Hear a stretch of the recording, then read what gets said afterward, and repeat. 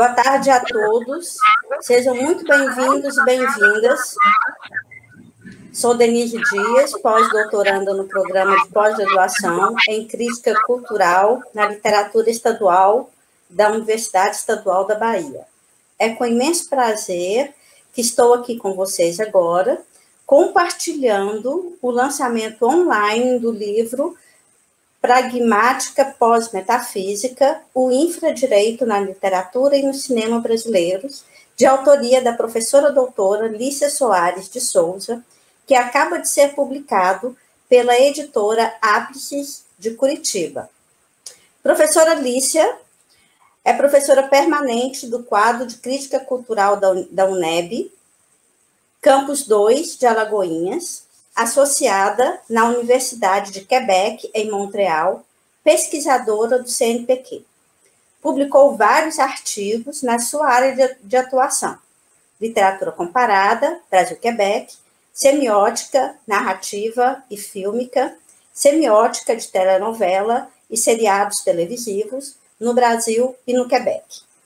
Livros publicados: Introdução à Teoria Semiótica, editora Vozes, em Petrópolis, Literatura e Cinema, Traduções Intersemióticas, editora universitária da UNEB, Figure Spatiale de Montréal, pour une géopolitique interamérique, Montréal, Société des Écrivains, en Paris, 2020. É oficial do Rio Branco, condecoração concedida pelo Itamaraty, pelos trabalhos efetuados em prol da literatura brasileira no Canadá, França e Alemanha. Fez 2 pós-doutorados na Université Laval, na cidade de Quebec, no Canadá, e um pós-doutorado em Kassel, na Alemanha, de onde nasceram as ideias que se encontram presentes no livro que hoje é lançado. Presente também professora Edilene Silva Matos, que contribuiu com o prefácio do livro. Professora doutora Edilene, doutora em Comunicação e Semiótica, Literaturas pela PUC, São Paulo, e tem pós-doutorado no Instituto de Estudos Brasileiros, Université Paris-Nanterre, La Défense, pós-doutorado na Universidade Nova de Lisboa, onde foi professora visitante sênior em 2019, é docente, pesquisadora e diretora de teses da Universidade Federal da Bahia. Pertence a diversos centros de estudos nacionais e internacionais. A exemplo, o Grupo de Trabalho Literaturas Orais e Populares da Associação Nacional de Pós-Graduação em Letras e Linguísticas, Centre de Recherche sur le Monde Lusophone, Université de Nanterre, Instituto de Estudos de Literatura Tradicional da Universidade de Nova Lisboa, no CNPq, líder do Grupo de Trabalho Tramas Poéticas, Memórias, Voz, Corpo, integra o Comitê Científico de várias revistas de cultura de ampla circulação, com vários livros publicados, capítulos de livros e artigos publicados no Brasil e no exterior. Ocupa, hoje, a cadeira número 13 da Academia de Letras da Bahia, onde é atualmente presidente. Muito obrigada pela presença, professora Edilene, professora Lícia. Passo esse momento, então, para a entrevista com a autora. Conceda à professora Edilene a primeira questão. Boa tarde a todos. Eu só queria fazer um pequeno reparo. Eu sou vice-presidente da Academia de Letras, o presidente é o professor Beto Serra. Eu, nesse momento de muita alegria, uma pausa desse mundo pandêmico que nós estamos vivendo, é uma pausa. Eu digo, Lícia, eu digo com muita alegria, participo dessa roda de conversa na semana de abertura do Pós-Crítica, do programa de pós-graduação em Crítica Cultural da UNEB, e saúdo, portanto, todos os docentes desse programa no nome do seu coordenador, professor Osmar Moreira.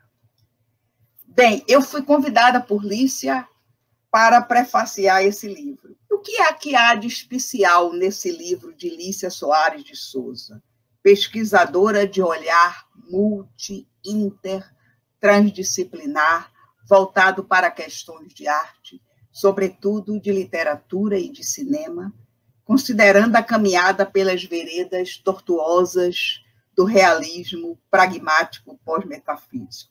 E é nesse sentido, professora Lícia, que eu faço a minha primeira pergunta. Seria o caráter labiríntico que vai fazer essa aproximação, essa ligação entre literatura e cinema no caminho pelas veredas tortuosas do realismo pragmático pós-metafísico? Gostaria de ouvi-la sobre isso.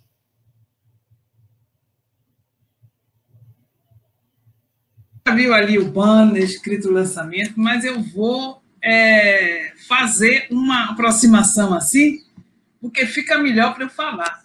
Então, eu estou dando boa tarde a todo mundo. Também tenho que saudar as nossas professoras que estão colaborando. Denise Dias, que tem sido uma parceira muito grande, que está aqui nessa colaboração. Ediline, bom, conhecida desde tempos imemoriais, nem vou dizer quando, mas nós somos lá do Severino Vieira, carnavais em Salvador juntas, ela já falou tanto, eu digo, não fomos falar.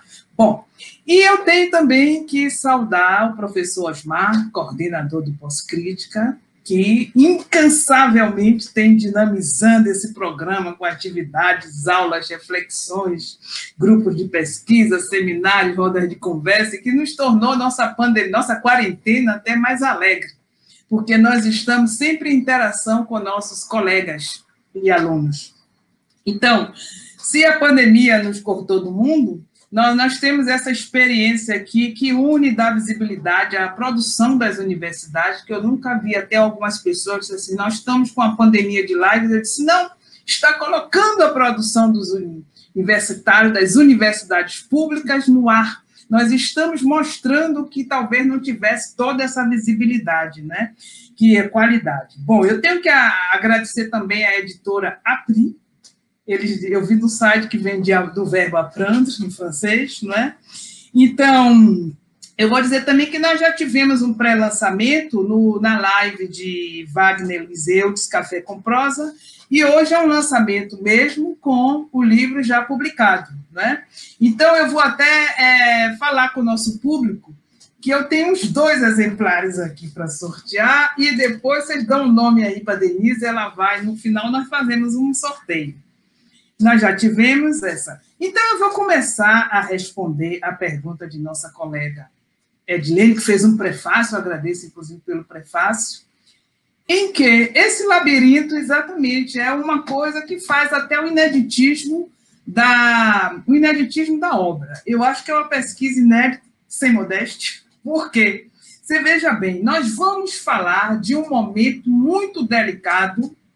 Eu acho que ninguém nunca falou, eu não encontrei nenhuma pesquisa que falasse da passagem da ditadura para o crime organizado. Essa consequência que houve, eu não vou falar pouco, né? Então, é um assunto delicado, porque nós encontramos já hoje nós encontramos muitas obras que falam da ditadura, das torturas, dos guerrilheiros, aqueles que trabalharam, aqueles resistentes, né, que foram torturados, que foram assassinados brutalmente. E nós temos toda uma literatura, inclusive, cada vez mais a produção é maior, porque, inclusive, dizem os historiadores e críticos que quanto maior a distância, maior a quantidade de obras que vão saindo, porque você tem como olhar, tem aquela distância épica, inclusive, de que fala Bakhtin. Então, o que eu procurei saber, que eu, de repente, encontrei em certas obras, e até num trabalho de um estudante da UFBA, da Enecom, que se chama M. Pereira, e que eu peguei o site dele, que falava exatamente dessa passagem, e eu achei interessante, dali eu fui puxando, cheguei até o infradireito, como ele vem desde cá, e foi por aí que eu fui parar na Alemanha. E trabalhei no pós-doutorado com a supervisão do professor de semiótica, Winfried Neuss, que eu acho que a Edilene conhece muito bem. Então, vamos ao labirinto.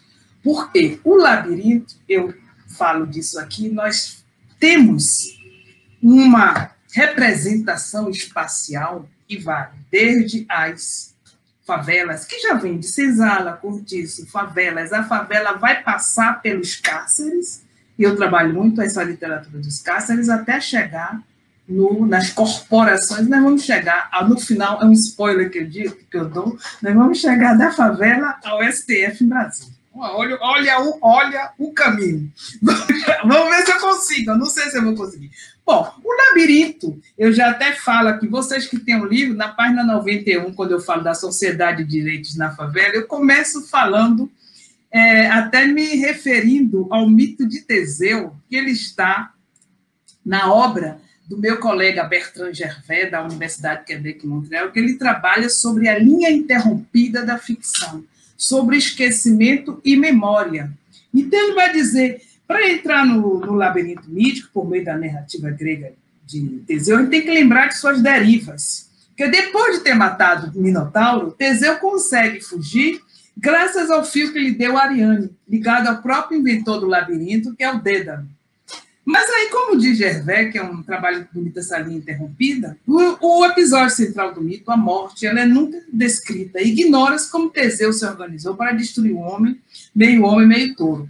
Então, vai ser como foi? Foi com golpes de espada? Foi com a espada de Ariane, que seu pai, segundo as versões, lhe deixou e lhe permite Atena ser reconhecido? Utiliza a marreta de Perípetes. Então, o labirinto é a errância, não é?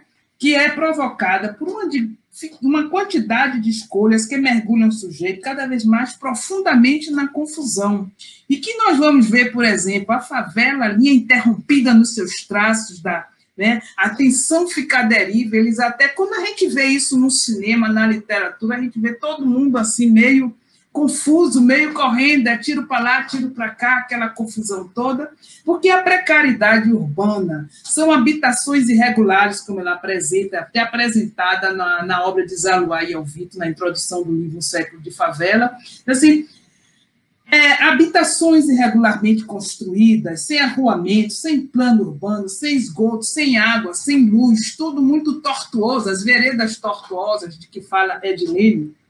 E esses labirintos, quer dizer, tem deslocamento no espaço da forma bem racional. Se você esquece até como foi que a morte aconteceu, a morte, às vezes, a gente nem sabe. Quando aparece, às vezes, até na televisão, no telejornal, morto 3 rapazes. Às vezes você mostra como foi, mas não, muitas vezes a morte está lá no labirinto, no Dédalo. E assim, um lugar em que a atenção fica à deriva, avessa a qualquer ancoragem, qualquer trajetória em linha reta. Então, essa questão da favela, ela não é nova. Ela já foi, nós vemos, por exemplo, ela foi abordada no naturalismo, no realismo naturalista, já vinham os cortiços, e aí já tem toda, vamos dizer assim, uma imagem entrópica, eu vou falar de entropia depois que se opõe à vida civilizada do asfalto. Desde os cortiços, da favela, nós todos sabemos como apareceu, não vou nem repetir que é consequência da abolição da escravatura, da Guerra de Canudos, tem as reformas do prefeito Chico Passos, na Belle Époque do Rio, que colocou e jogou todo mundo. Nós temos Capitães da Areia, de Jorge Amado, que mostra a urbanização de Salvador, as belas avenidas da Vitória. Então, nós temos tudo isso e vem mais adiante entra o século XX e nós vamos ver novamente a favela vir de uma forma até com o realismo chamado de feroz e brutal, que até Antônio Cândido, em uma obra de 1989, disse que era devido ao nosso atraso até urbano e tudo mais, e que nós estaríamos muito ligados ainda ao naturalismo, ao realismo, com uma literatura presa ao empirismo, com uma literatura sempre presa ao documental, porque nós não tínhamos resolvido esses problemas. Mas, em relação a esses labirintos até de favela, eu fui buscar certas críticas literárias que trabalham, como Tânia Pellegrini, por exemplo, que diz que não, que o realismo é uma questão, o novo realismo até de agora, é uma questão de posicionamento e de método. Os autores usam todas as técnicas estilísticas que vêm depois do meio do modernismo, como a colagem, como a montagem, a bricolagem, tudo isso. Tem a Beatriz Jaguaribe, que diz que não é a mesma coisa, não existe mais aquela descrição do lugar, embora nós tratemos do labirinto, da morte à deriva, que ela seja mostrada ou não, mas nós temos ali também uma vivacidade, uma dinâmica, que as jovens autores, até pesquisadores da Universidade da UFES, trabalhando sobre Cidade de Deus, sob a orientação de Cláudio Novaes, mostra que o filme mostra uma dinâmica de pessoas correndo pelos labirintos da favela em Cidade de Deus, que como teria em Fogo Morto, teria uma intertextualidade com Fogo Morto, não é? E vem sempre, e o Fogo Morto ele vai servir. Paulo Lins disse que ele se inspirou em Fogo Morto por causa do coronelismo urbano que surge com a favela, porque antes era o coronelismo lá do sertão, dos confins, e agora vem o coronelismo urbano, tipo emblemático de Zé Pequeno.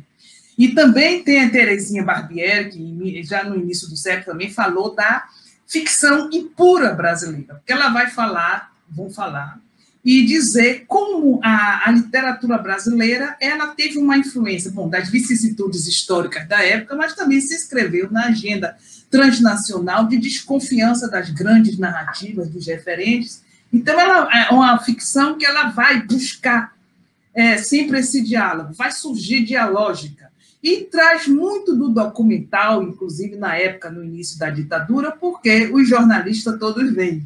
Então, um exemplo bem emblemático é José Lozeiro, que ele fez A Infância dos Mortos, em 1977, que foi baseado numa matança mesmo de 100 crianças em Camunducaia, parece, em Minas Gerais, e que as 100 crianças caíram no precipício e foram levadas a... Foi assim, entendeu? Ele faz esse livro que dá origem ao filme Pichote, mais adiante, por Hector Babenco. São vários assim que vão fazer o romance-reportagem, tanto é que ele até diz assim, né? Era como se você, naquele momento, você dissesse que a reportagem, que o jornalismo era literatura, era como jogar pedra na cruz, porque as pessoas não quer dizer, os críticos não acham que não podiam dizer isso, esse é o problema que vem desde Euclides da Cunha. Então, muita intercalação de documentos e citações vão ser trabalhados muito por Rubem Fonseca. Você tem Antônio Torres, Um Cão Uivando para a Lua, que vai trabalhar a linguagem cotidiana das ruas, Sérgio Santana, a tragédia brasileira. São todos exemplos que vão... E José Lozeiro, ele fez Lúcio Flávio, Passageiro da Agonia, que deu origem a um filme também muito legal, que foi em 1970, Hector Babenco, de novo. Então, você veja que tudo isso é nossos labirintos vindo para a literatura e para o cinema e testemunhando dos nossos problemas sociopolíticos. Mas eu queria agora, deixa eu só rapidinho falar que é para não cortar aqui as perguntas de você, mas eu queria falar do ineditismo da obra, porque foi exatamente da nossa obra, que é passar desses labirintos, chegar nos cárceres da ditadura. Então, nós temos, por exemplo, esses trabalhos que eu citei, já da Inecum, e o livro de Carlos Amorim, que é Cadê o livro, meu Deus? Peraí, estava aqui, já estava. O livro que é de Carlos Amorim, que é a formação do PCC. Peraí, que eu queria mostrar. Do PCC, em que ele vai dizer que o crime organizado, tudo isso, ele vai ter um plano de acertos comunicacionais que ele vai passar ao plano de acertos comunicacionais, depois nós vamos chegar ao plano metafísico, ele vai passar do guerrilheiro, da comunicação do guerrilheiro até a formação do quadrilheiro para o crime organizado. Os rapazes que estavam na resistência, que ficavam sem ter o que fazer, organizaram, passaram para os ladrões comuns, os ladrões de galinha que estavam, quer dizer assim, aí vem a consequência da ditadura, que colocou todos juntos com a Lei de Segurança Nacional. Então, eles passaram as estratégias de formar como dizer assim, os assaltos a banco,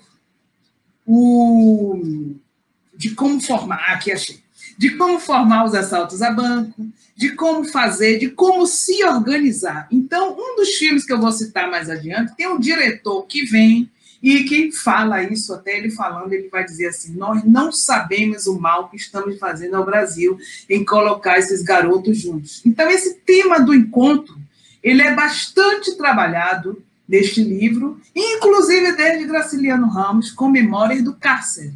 Que Memória do Cárcere, Graciliano já dizia que esse encontro não era muito, quer dizer, não era, ele reclamava, porque ele achava tudo sujo, nauseabundo, tanto é que ele leva 10 anos para o livro sair, sai, depois da morte dele em 1953, porque ele fala que tinha problemas éticos para publicar aquelas memórias. Então, ele vai falando de como esses encontros, ele, como intelectual, ele se achava, não é? Achava que não era o lugar onde ele deveria estar, e que ele não sabia por que estava ali, porque é que veio de Alagoas naquele navio até chegar no Rio, passar por todas as prisões. Então, nós vamos chegar, na época da ditadura, vão ter algumas obras que eu vou mais adiante até ler e explorar, que vão falar mais deste encontro, e que é uma fase dobradiça na história do Brasil, que deveria ser bastante explorada, porque nós temos aí a chave para mostrar qual é a consequência, qual é a responsabilidade da ditadura com o crime organizado. Então, agora eu achei aqui, Carlos Amorino, ele fala do nascimento do PCC, primeiro partido da capital. Vou agora ler, estou citando, os quadros das organizações de esquerda tentavam formar um grupo diferenciado dentro da cadeia, mantendo as características das estruturas de militância que trouxeram da rua. Ou seja, dos pontos. Tinham secretários, dirigentes, tarefas internas, obrigações políticas. A ideia era reproduzir dentro do presídio o modo de vida típico do revolucionário, sustentando a tradição que vinha desde o Ano Vermelho de 1917. Aqui, fim de uma citação e eu recomeço a outra. Tudo isso, entre aspas, entre parênteses, a experiência da luta armada foi ensinado, ele bota entre aspas, aos presos comuns dentro das penitenciárias, nas longuíssimas conversas de quem não tem nada a fazer, a não ser matar o tempo. De certo modo, o que os bandidos comuns fazem hoje é uma paródia das técnicas da guerrilha urbana. Então, aí o crime organizado, que já era incipiente, uma realidade incipiente, conseguiu se estruturar de forma cada vez mais sólida e ganhar espaço na mídia. Nós vamos trabalhar. E com o fim da ditadura, fim quer dizer, entre aspas, porque a ditadura nunca acabou. Esse crime organizado se fortaleceu e foi igualmente tornando-se matéria do realismo brutal. Os convívios de prisioneiros oriundos de territórios diferenciados dos anos 1930, né, até chegar em Quase Dois Irmãos, o filme dirigido por Lúcia Murat e com o roteiro de Paulo Lins, vai chegar até a penitenciária da Ilha Grande, na costa do Rio de Janeiro, durante a ditadura dos anos 1960, quando nasceu o Comando Vermelho. E nós vamos falar como o Comando Vermelho nasceu nos cárceres, porque o que tem agora de muito interessante aí é que passa a ser, se antes todo esse banditismo social, esses bandidos que a gente tinha, banditismo e tudo mais, é muito próprio das zonas, dos confins, da zona da seca, tinha os cangaceiros, daquelas zonas lá que não são ninguém nem vai e tudo mais, o pessoal do mundo civilizado do asfalto não tinha nem como ir, nem saber, sabia, ouvia falar, o jaguncismo, essas coisas todas, então o banditismo ele vai ser protagonizado, vai ser nas cidades do Rio de Janeiro e de São Paulo, que são as cidades do progresso do país. Então, quer dizer, os labirintos, eles saem de lá e chegam cá. E claro que a favela ela é formada de pessoas vindas de todos os lugares, né? Então, Cidade de Deus, que é uma obra que eu acho fantástica, fala disso porque diz, eles vieram com raiva no peito, com mandiga no bolso, vieram com todo tipo de hibridismo possível, com raiva lá do Nordeste, mas chegaram todos juntos, e todos juntos naquela caçamba, entrando naqueles labirintos, eles ainda vinham cantando juntos Cidade Maravilhosa, cheia de encantos mil, vão entrar pelos labirintos, os labirintos ainda vão ser na infância dessas pessoas, na infância dos meninos que chega, vai ser uma forma de ainda bucólica de se viver a infância naquele rio, tanto que o filme ele explora muito isso, a cor de barro, até chegar ele vai se desdobrar durante as décadas de 60, 70, 80 e 90 em crime, e o rio fica vermelho de tanto se jogar cadáver, e que aí você sai da favela para a neofavela até chegar às guerras de gangues e os labirintos, sabe como é, né? Já vão aí se encontrar e se transformam em corporações mais organizadas que vão chegar até a cidade modelo do Brasil, que, como diz aqui um dos livros que eu vou ler, onde Niemeyer deve estar se retorcendo nos túmulos. Bom, eu não sei se... Vamos lá. Vamos seguir aí, porque senão eu falo e não paro nunca mais.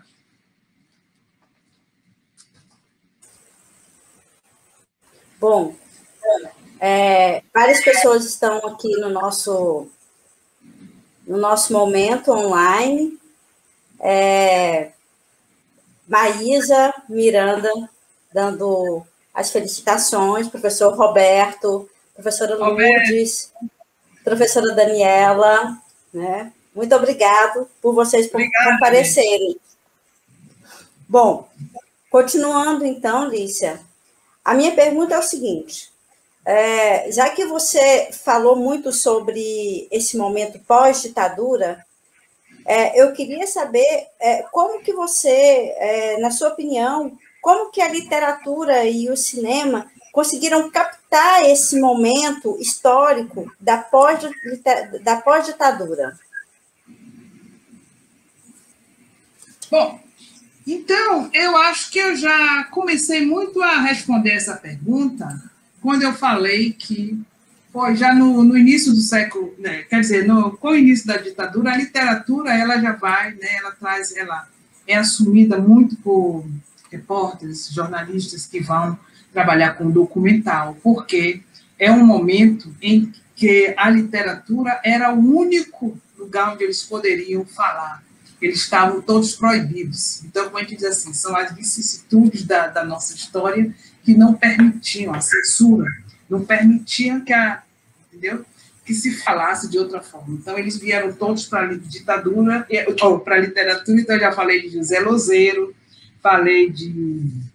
Você vai ter vários como Antônio Calado, que vai fazer Quarup, que é uma obra monumental de todos os anos, dos 10 anos, de 1954 a 1964. Ele tem um filme, que o filme é dificílimo de se encontrar. Eu tenho uma versão em VHS, quer dizer, VHS você não tem mais nem aparelho para ver, que eu comprei há muito tempo, mas, entendeu? Então, Antônio Calado, ele aborda, de 1954 a 1964, com várias teorias do indigenismo, os índios como eram tratados, ele vai tratar todos, chega até a falar daquelas...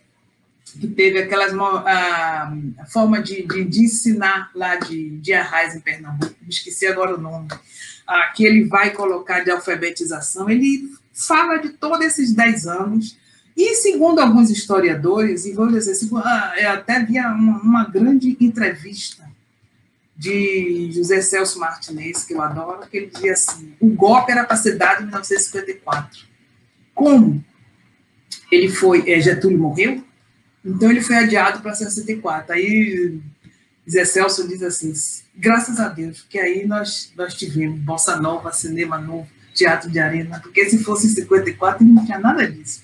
Então, você veja bem, a literatura ela foi seguindo esses movimentos desde 54, colocando o getulismo, discutindo, colocando mesmo na mesa de debates, tudo que estava acontecendo de forma política no país, até chegar ao golpe. E ainda continuou, Quarup, né? Depois você vai ter, por exemplo, quando vem os anos de chumbo, e aí tem mais uma forma de fechadura, mas quando chega, por exemplo, assim, 1979, acho que 1979, sai O Que É Isso, Companheiro, de Gabeira, que é também um clássico dessa época, e que se torna filme.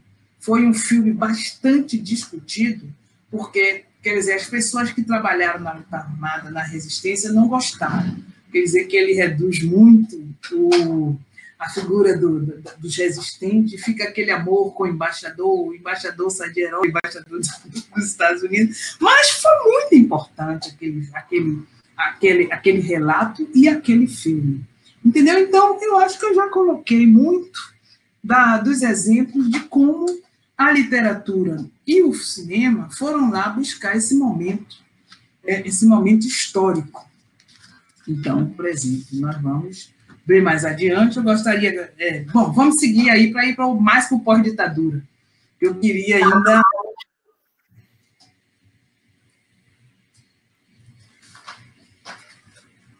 Sim.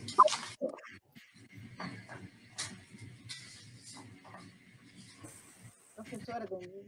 Acho que nós não estamos ouvindo. Nós não estamos ouvindo, professora Denise. Desculpa. Desculpa. Estou sendo ouvida agora. Bom, muito obrigada. Bom, professora Edilene, eu passo para a senhora a voz para uma próxima pergunta, por favor, para a autora do nosso livro. Obrigada. Muito obrigada, Denise, muito obrigada. Bem, Lícia falou de labirintos no primeiro momento, da minha primeira pergunta, depois falou também da ditadura, no momento da pergunta instigante da professora Denise. Professora Lícia querida, eu acho que você, né, em verdade, com esse livro, né, vai se ocupar daquilo que a literatura sempre procurou ser, não é? Que é lidar com as interrogações do homem diante do real. Não é? Interrogações, Lícia, porque não há respostas definitivas, não há respostas certeiras nem apaziguadoras. Não é? Mas, pelo contrário, as tentativas para tais respostas me parecem arriscadas. Esse livro seu é um exercício arriscado, Lícia. Bem, mas agora, você que acredita, não é? Nessa prática que envolve saberes exibidos nos palcos da vida e dos textos. E aí eu pergunto, nesse espaço louco lúcido, vamos para um terreno que você gosta muito, nesse espaço louco lúcido da semiótica, uma opção sempre presente nos seus trabalhos, nos seus textos, onde se encontram essas múltiplas vozes entrecruzadas e que se debatem o tempo inteiro, eu diria, babelicamente, em busca de fazer ecoar, de fazer chegar essa palavra única, capaz não de pretensamente de representar, mas de incorporar o real em sua multiplicidade movente. Então, eu sei que você acredita na força da arte, na força da literatura e do cinema, por exemplo, e como textos desviantes, como textos negaceantes, cujos significados não se impõem, eu insisto em dizer isso, como certezas, mas como significâncias contra o fundo enredado dos significantes. E entrando nisso, nesse fundo de enredo, o real é sempre passível de ser captado, oferecendo-se como corpo tocável, corpo erotizado e lúdico, onde se inscreve o exercício de uma cultura que se permite abrigar o fluir desordenado de todos os desejos, de todas as denúncias, de todas as utopias. O texto seu, Lícia, converte-se, para mim, em um buscador, né? Em um fruidor, empenhado não em contar respostas, mas em mergulhar no que eu chamo de redemoinho vertiginoso, de fazer um passeio pelo que você denomina, e aí vai a minha pergunta, o quarteto do pós-metafísico. E considerando, portanto, o quarteto pós-metafísico, Habermas, Bakhtin, Peirce, Lotman, eu gostaria de ouvi-la sobre os possíveis laços entre esses pensadores. O que os une, Lícia?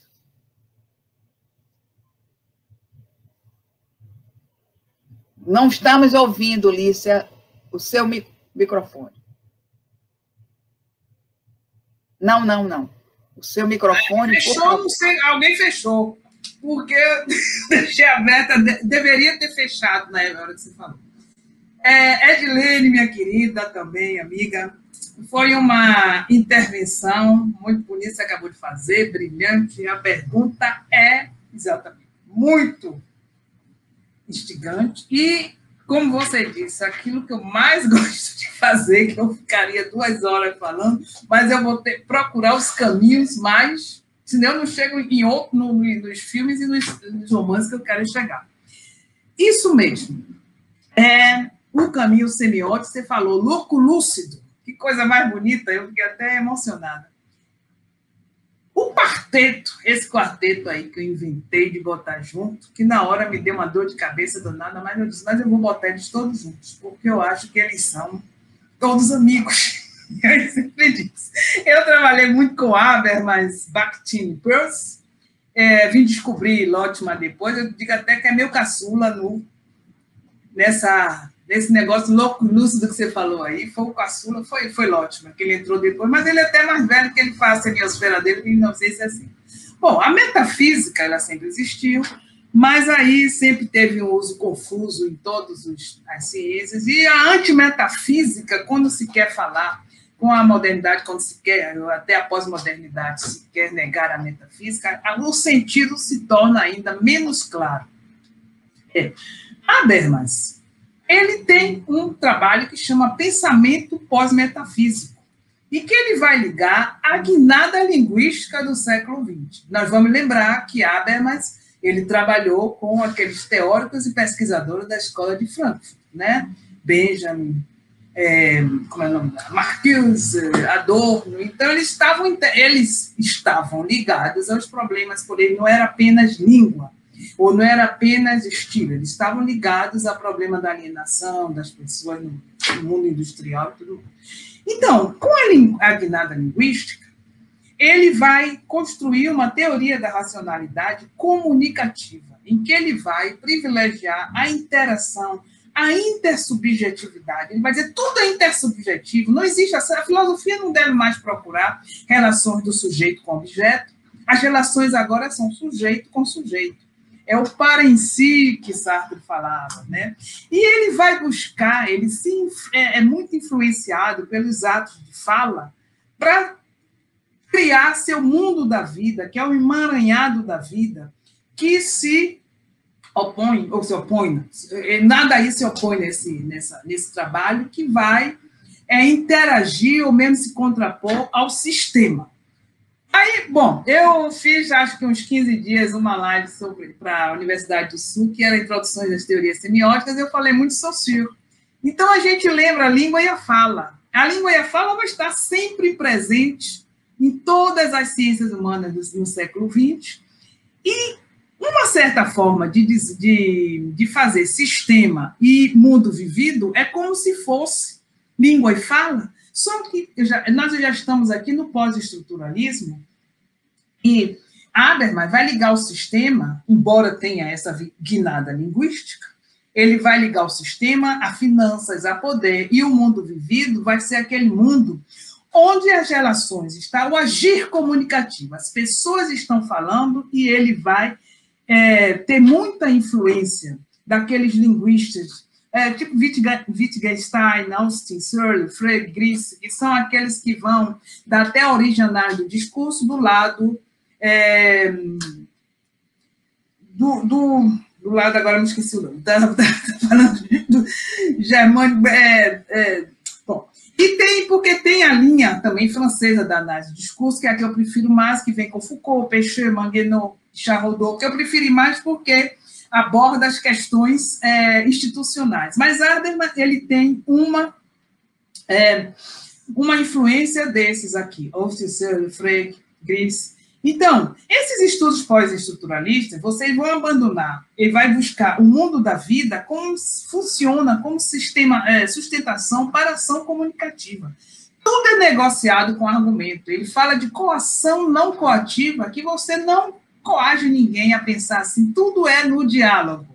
Até parece uma utopia, porque quando a gente vê hoje as polarizações, porque quando eu até descobri isso, que eu cheguei, que eu trabalhei com tudo isso, eu digo, agora eu vou influenciar as pessoas sempre com argumento. É um problema que não é assim. Então, ele vai não aos imperativos sistêmicos, que é, de uma certa forma, dizer não também ao imperativo daquela língua que foi trabalhada por Saussure, que depois vai sendo desdobrada a partir de Bakhtin, ou Evin Bakhtin, que ele vai buscar a problemática dos falares sociais. Então, depois, o que junta? Vem Peirce para ligar aí. Peirce também, ele tem como uma certa natureza da dialética da experiência da vida. Inclusive, a semiótica dele, ela é ternária. E quando ela é ternária, ela não é mais dual, como a de Saussure, ela tem o terceiro incluído, que forma aquela dialética, né, que as coisas se modificam. Então, é uma metafísica evolucionária, dos afetos, que você tenha continuidade, você não para com aqueles argumentos. Peirce sempre tem um interpretante, que o interpretante ele conclui a argumentação, mas ele não fixa nenhuma ideia, ele não fixa nenhum pensamento, porque ele está sempre imóvel, ele é falível e ele pode, a qualquer momento, se esfacelar e voltar para a área ele chamou primeira idade, tudo mais. Foi parece às vezes primeira idade, mas foi como foi traduzido a firstness, que ninguém conseguiu ainda buscar uma tradução direta. Em francês é primeirité e veio primeira idade no Brasil. Então, ele vai buscar sempre aquele conhecimento construído. E chega um momento em que, por exemplo, Lúcia Santaella, que é uma grande estudiosa de Peirce, ela publicou um livro que chama Estética, e que eu me inspirei muito, porque ela vai buscar a estética e a ética de Peirce e mostrar como a estética, ele fala já desde o início, que era o admirável que nós vamos buscar. E o admirável é a argumentação. Não tem mais aquela ideia dual do belo não belo. A estética, você não vai buscar nada belo mais. O belo se esfacela diante das vanguardas e depois ele vai se esfacelar durante todo o século XX, diante das complexidades e das interfaces violentas e ferozes, que, inclusive, Santaella diz isso. Não é?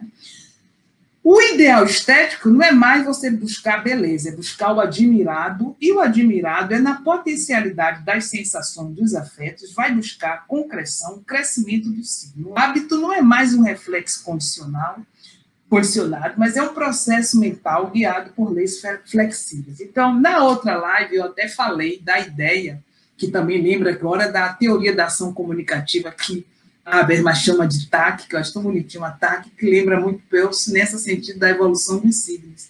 Eu usei muito aquele exemplo de Fernando Collor, porque assim, às vezes, as pessoas se apropriam das nossos símbolos auriverdes, e nós dizemos assim, a gente empresta, mas não dá. A qualquer momento a gente pode tomar.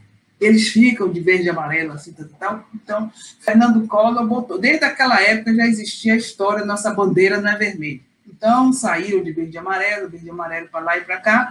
E quando Fernando Collor estava despencando, que disse, minha gente, bote verde e amarelo e vá para a rua para representar e me apoiar, as pessoas, a Folha de São Paulo vão de preto, e todo mundo sai de preto, botou preto na janela. Então, quer dizer, as pessoas tomaram de volta os signos, as leis que eles tinham feito, entendeu? Então, não demora muito que se tome de novo os signos verde e amarelo e diga, não, são nossos. Porque não vai demorar, não, vamos esperar, não vamos ter muita esperança. Então, é exatamente isso, o hábito, a lei. Peirce é muito legal porque trabalha com a lei. Então, eu digo assim, olha, você legisla, porque sujeito vem ao mundo com a lei. Todo sujeito é sujeito jurídico, ele já vem com leis, ele se inscreve na vida, nas instituições, e ele legisla e se deixa legislar. É um feixe, né? Então, você vai assim, um feixe que irradia muitos centros. Então, a estética, veja bem como é uma coisa interessante, que você diz assim, olha, o que é bonito não é as pessoas ficarem te martelando certas leis, certos atos, certos lá. Isso aí não tem nenhuma beleza, não tem nenhuma estética. ficar, não sei o quê, faça isso, aquilo, não. A estética é você conseguir argumentar, mostrar e ir lá buscar. Isso desconstruir o signo com os afetos e com a existência, que é a metafísica peirceana, que se aproxima muito do ataque de Habermas, nesse sentido que eu fico dizendo assim, pois é, e a ética também vai por aí, porque não é dizer isso é bom, isso é ruim, isso é bom, isso é ruim, não, é o que você consegue trazer no crescimento do signo. Então, assim, eu sempre trabalhei com aquelas generalidades, aquela coisa de generalizar e dizer assim, bom, como, por exemplo, todo baiano é preguiçoso. Aí eu vi um exemplo assim para chegar, para não ficar muito na teoria, no abstrato, e eu vi uma vez, teve uma Abralic no ano 2000, que foi considerada a Abralic modelo de toda a época, que foi aqui em Salvador, a mais organizada durante muito tempo. Então, até nossas colegas trabalharam muito bem. E aí uma gaúcha chegou assim junto de mim e disse assim, vem cá, olha bem, uma colega gaúcha, eu vim para a Bahia com a ideia, olha a lei, o hábito, de que nada ia funcionar numa Abralic na Bahia, porque baiano é preguiçoso, eu ouvi falar disso tudo. Mas eu descobri que a lógica é outra. Porque, por exemplo, lá no Rio Grande do Sul, quando você tem uma apresentação às 14 horas, essa é a versão dela e que eu aprendi. Às 14 horas, todo mundo ao meio-dia está correndo para lá e para cá para botar. Na época era aquele projetor de slides, a gente não tinha esse negócio de PowerPoint. O projetor, cadê o projetor? E as pessoas estão correndo para lá e para cá, meio-dia. Quem que diz, fulano, eu vou apresentar 2 horas e tudo mais, e todo mundo de braço cruzado, também, na hora a gente vai. E quando chegou 10 para as 2, tudo estava lá, e a sala encheu de gente. Eu digo, para que a gente fica se estressando desde meio-dia? Se funciona assim, tá vendo? Não é preguiçoso. Eu tenho outras ideias do baiano, que o baiano não é preguiçoso, que eu já vi em praia carregando isopor nas costas, essas coisas todas para lá e para cá no sol. Então, eu vou lhe dar um monte de exemplos, mas você, o seu exemplo, a sua vivência, onde você experimentou seu signo, sua lei, foi no Congresso da Abralic. Como a outra também, gaúcha, chegou em Aracaju, depois de 24 horas de viagem, e disse assim, olha, eu estou feliz que eu estou comendo um abará. Eu aí olhei para o abará e disse, me dê um pedacinho. Eu digo, isso não é abará, isso é bolo de milho. Ela disse, não é abará. Eu disse, é bolo de milho. É abará, é bolo de milho. Eu digo, deixa, eu não posso agora desconstruir o signo dela, porque foi uma baiana cheia de conto turbante que disse que era abará. Tenho que levar ela para Salvador para comer uma pedra, porque aí vou levar ela para a existência, para outros afetos, para ela poder legislar de outra forma. Mas se eu disser que não, ela não acredita nunca. E ela vai, e eu não posso destruir o sonho dela de estar comendo abará. Então, isso é muito grosso. Vem Bakhtin, eu vou correr com Bakhtin, viu? Porque eu já estou muito... Olha, eu estou dizendo que eu fico entusiasmada. Não falo. Todo mundo conhece Bakhtin, dialogismo, a polifonia, a carnavalização, a intertextualidade, que Kristeva trouxe nos anos 60, os enunciados com horizontes axiológicos, todo mundo conhece, então eu vou passar bem correndo, né? Mas eu só quero falar que eu me inspirei muito no Marxismo e a Filosofia da Linguagem, que é o meu livro preferido dele. Porque ele vai dizer todo signo é ideológico, então ele se opõe a Saussure, que dizia a língua, ele diz, não, as falas têm que ser trabalhadas, porque todo signo é ideológico, a ideologia é um reflexo das estruturas sociais, e quando muda a ideologia, muda a língua. O que, de uma certa forma, é interessante. Na época, ele não podia nem dizer isso, né, no contexto político em que ele estava, ele saiu da Rússia, aquela coisa toda. Então, eu vou correr com Bakhtin, eu sei que todo mundo conhece, não precisa estar falando, mas o dialogismo já está muito perto, você vê bem as ligações com Habermas e com Peirce. Então, eu vou chegar a Lotman, que é um pouco menos conhecido. A inovação, o que é muito conhecido de Lotman, bom, é o confronto de culturas. Ele vai agora, nós vamos trazer aqui, você vê de Habermas, mas eu falei do sistema comum das finanças do poder, vamos trazer agora para a cultura. O texto, Lotman vai tirar o texto, apenas o texto literário, para trazer para a cultura. Ele se formou na Universidade de Tartu, na Estônia, no contexto da Escola Semiótica de Tartu, Moscou, e a semiótica da cultura concomitante aos estudos do Círculo Linguístico de Moscou, 1915-1924, mais ou menos, da Opoiás, que a Edilene conhece muito bem, né? De 1916 a 1916 e 26, com eles trabalharam Todorov, que todo mundo conhece. E o interessante de Lotman é a semiótica da cultura, também eu vou correr, porque eu acho que a gente está chegando às 6 horas. E na estrutura do texto artístico de mais ou menos 1970, ele vai se diferenciar dos estudos do formalistas, que ele vai trazer, o que é muito importante, eu falei de entropia no início, ele vai trazer o extratextual, o mundo entrópico, caótico, para dialogar com os textos, é bem diferente dos formalistas, né? Porque, e aí, é uma coisa super interessante de trabalhar com Lotman, porque ele trabalha com centro e com fronteiras, mas não é um centro fixo. Porque, olha aí, ele vai dizer, a fronteira tem uma função de passagem de todas as linguagens, né, da linguagem do extratexto, que vai chegar até o centro e, muitas vezes, modifica o centro. Não fica aquelas forças assim. O elemento estrangeiro que está do lado de fora querendo entrar naquele centro de cultura e você está botando ele para fora e ele querendo entrar, você vê isso, e aí você tem dentro do centro as normas, as leis, como é que o signo de lei, aquelas coisas todas. Então, mais adiante, vem o que é o conceito fundamental de Yuri Lotman, é a semiosfera, que é o equivalente da biosfera. A biosfera, todo mundo sabe que foi conhecida e foi lançada em 1875 pelo geólogo austríaco Eduard Wesses, e que fala dos ecossistemas. Então, ele fala a semiosfera, olha aí, os ecossistemas, vários signos na cultura dialogando, e isso é muito fantástico, porque ele vai dizer o campo semiosfera tem todas essas temáticas, normas, né? Então, eu vou depois também separar, dividir em universos, campos, espaços semiosféricos, que eu vou buscar os espaços dentro da favela, como é que eles ficam, né? Porque ficam os elementos querendo ir, e daqui a pouco eles se transformam. Porque o espaço, eu coloquei essa ligação, o universo semiosférico, ele deve ter uma amplitude maior, porque você não vai dizer que você não é capaz de pegar toda a semiosfera da Bahia, por exemplo. A Bahia já é um mini país, porque eu vi até um colega nosso lá, quando a gente tinha o Centro de Estudo, Euclides da Cunha, que era no Carmo, eu adorava ir assim, andando pelo Rio, chegar no Carmo, e dizia assim, não gosto de estar aqui, não. Isso aqui lembra a cultura afrodescendente, o recôncavo, não tem nada a ver com o sertão. Então, eu fiquei pensando, né? A Bahia tem duas forças assim, né? Você tem todo o recôncavo com a gastronomia, com toda, né, a indumentária, é uma força, um espaço semiosférico muito forte.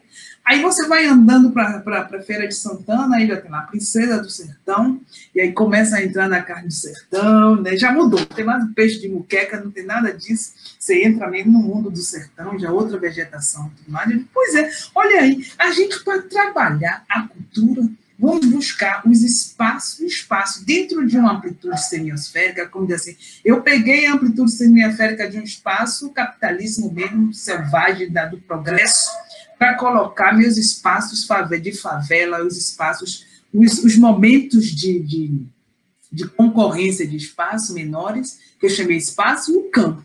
E o campo que seria um pouquinho, vamos dizer assim, o estado da Bahia com esses espaços, para ir buscando.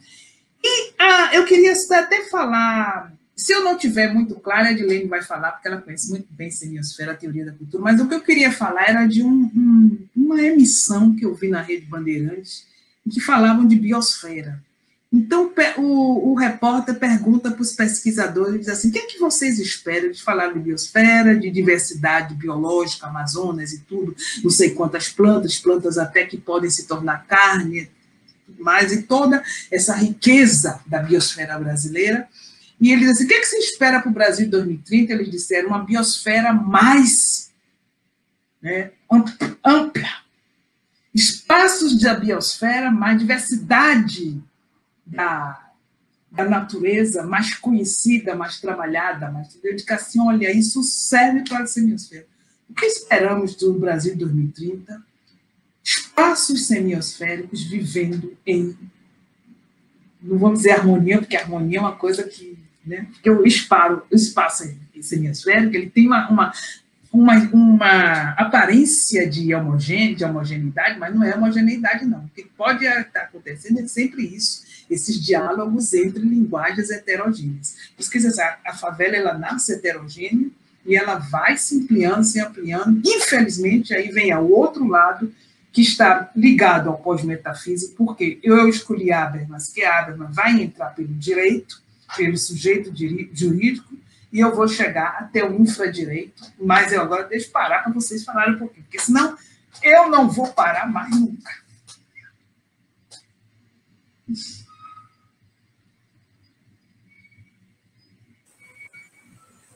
Obrigada, Alicia. Bom, começando então o nosso segundo bloco, eu queria analisar um pouquinho o corpus que você selecionou para esse seu livro. Você trabalha muito com as narrativas híbridas, realismo marginal, brutal, autoficcional, filmes. E eu vou passar um slide aqui e gostaria que você comentasse, explicasse para nós como que você conseguiu harmonizar todas essas situações, tá? Só um minuto, por favor.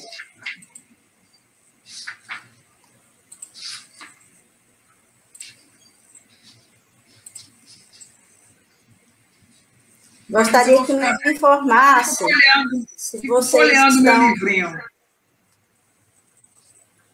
Vocês estão visualizando? Não.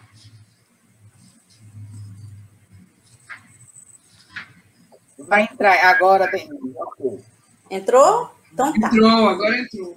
Tá. Lícia, então, por favor, quando for para passar, você vai me informando. Pode ir passando. Pode ir passando. Eu acho que o primeiro slide eu tenho aqui é o Memória do Cássio, que eu já falei um pouco, a questão do encontro que você vê aí. Carlos Vereza, ele faz o Graciliano Ramos, e que é uma obra emblemática dessa questão do encontro e da transmissão de saberes. Então, como eu já falei muito de Memória do Cássio, inclusive é interessante porque todas essas memórias de Cássio têm uma questão da leitura, né? Bom, Graciliano, ele era um intelectual, ele fala, ele reclama, e chega um momento que ele diz assim, eu quero saber, que ele vê os presos lendo nas redes e pelos cantos, ele diz, eu quero saber o que é que essa gente lê.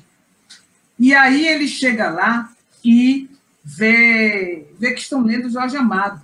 Aí ele faz assim, por que Jorge encanta essa gente? Enquanto que o livro dele estava lá na estante, Angústia, ninguém pegava, ele dizia assim, não, é Jorge, esse povo só lê Jorge, não pegam nem meus livros. E tem um momento muito interessante, que justamente quando eu liguei até ele com Kafka, porque é a questão de não tinha, né?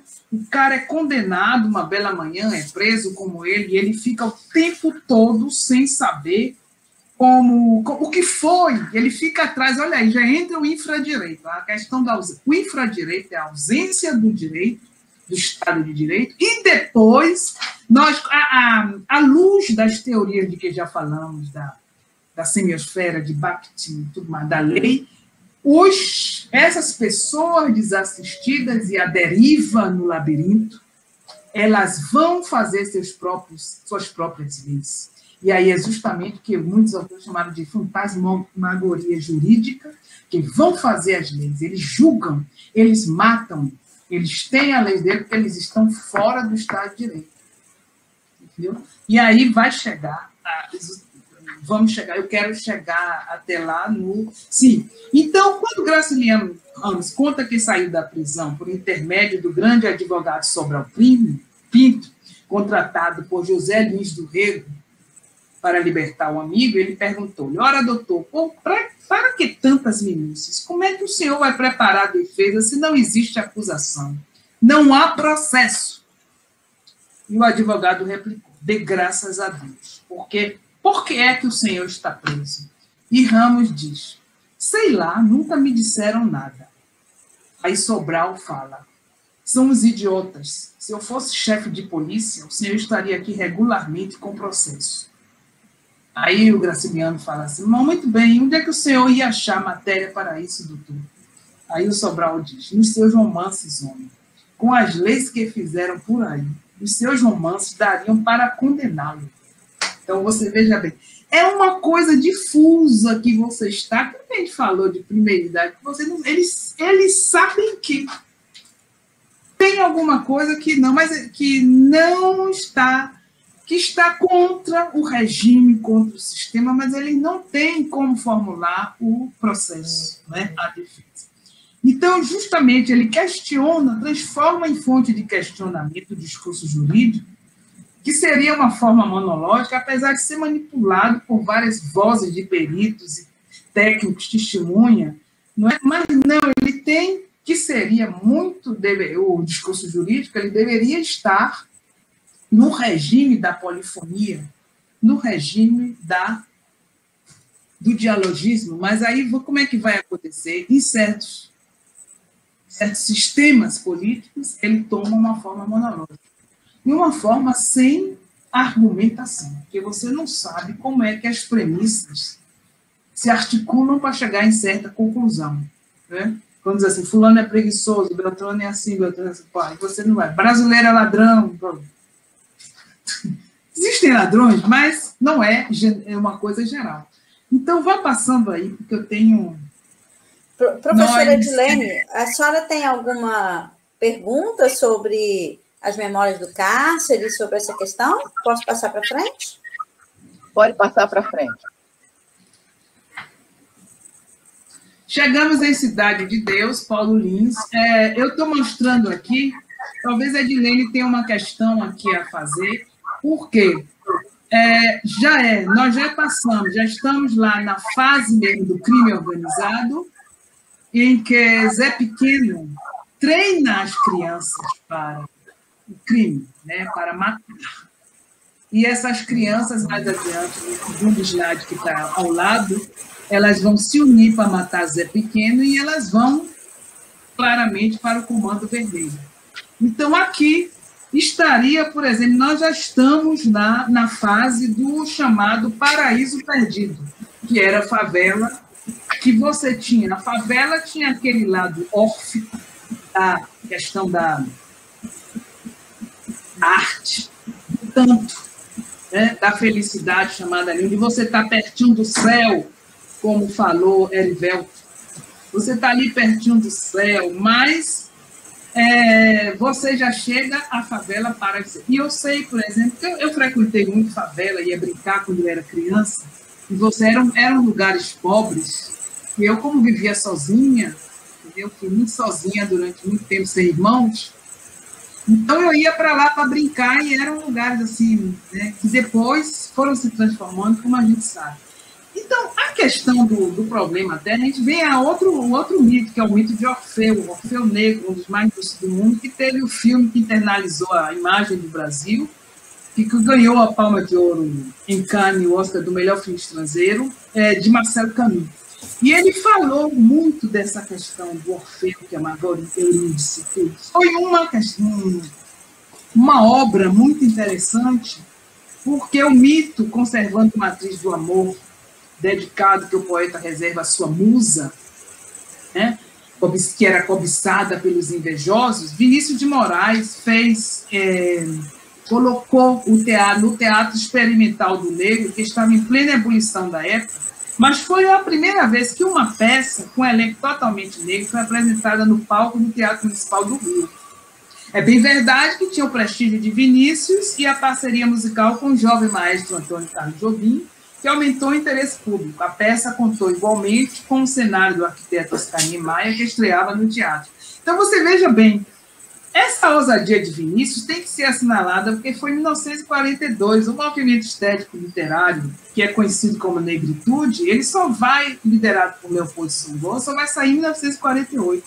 Então, você vai ver que já foi uma grande ousadia de Vinícius de Moraes, mas, vou dizer, o filme Orfeu Negro de Camus, ele não foi apreciado pelas esquerdas, que achou que idealizou demais a figura do negro, e a figura do negro, ele era do favelado, ele estava feliz com sua escola de samba, ele só sofre quando ele perde a sua Eurídice, não é? Então, quem mata a Eurídice no primeiro filme é uma morte desconhecida, um cara que vive de morte, os meninos até da favela dizem olha a morte, mas não tem nome, não tem existência palpável. E o que é muito interessante, olha aí, o Paraíso Perdido, que quando chega em 1999, aí tem um filme de Diegues, que é o Orfeu da Conceição, que ele quer corrigir essa interpretação de Caminho. Então, ele vai colocar realmente a natureza órfica numa favela com um crime organizado. Eu, inclusive, em 1999, a gente falava muito, não era ainda uma realidade nas nossas vidas.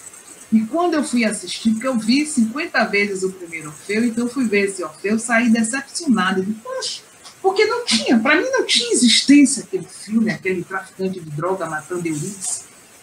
O que é isso? Não existia ainda, a gente não falava muito, então, como eu não tinha existência dali, eu não podia. Então ele vai, já quem mata Eurídice não é mais uma morte indefinida, é o traficante, que inclusive ele se chama Lucinho no morro, e Orfeu chega para ele e diz, te manda, Lucinho, vai embora desse morro enquanto é tempo, sai dessa vida. E o Lucinho diz, fazer o quê? Cegaria o faxineiro, que é o que eles lá embaixo querem que a gente seja, empar a trina dos outros, até morrer na merda como o otário do meu coroa morreu. Na minha idade, já dei até casa para minha mãe e meus irmãos morar. Aí Orfeu diz, você vai viver pouco, Lucinho. Aí Lucinho diz, esse pouco eu vivo bem. Então, você diz assim, já é o infradireito, porque ele acha que exatamente ele vai ser, né, é no tráfico que ele ganha todo o estatuto jurídico, vai para comprar as coisas, ter as suas referências. E Cidade de Deus também vai mostrar essa questão do paraíso perdido.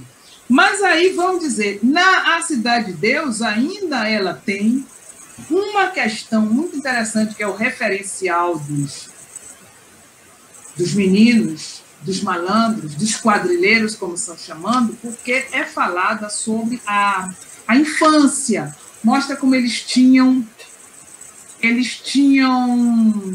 família, eles tinham festas, mas quando a gente chega, passe aí, Denise, a elite da tropa, eu quero falar mais adiante por causa das milícias, mas a elite da tropa vai ser o ponto de vista do policial, então ele já chega chamando todos os quadrilheiros de vagabundos.